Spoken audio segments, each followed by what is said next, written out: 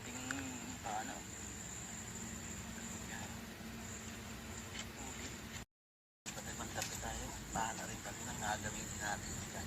Yan yung ulo mo. Pero hindi na natin putukan yan. Pag-uwi na. One. The please. Ay, tinama rin ka bali. Oh. Tinama rin. Ayun o.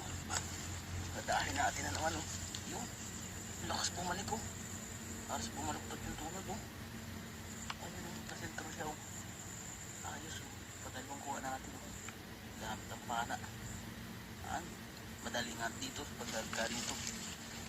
Madali nga pagka ganito ang paghuli. Yan. Bali. Pilipin siya dyan o.